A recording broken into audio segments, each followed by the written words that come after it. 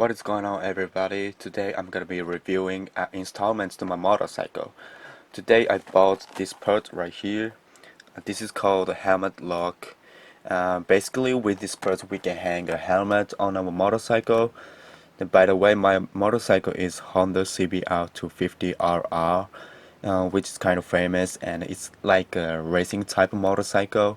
So the reason why I bought this part is like after we get off a motorcycle to go to a convenience store or restaurant, whatever, we don't know what to do with the helmet. We don't want to hold, we don't want to hold a heavy helmet on our arms.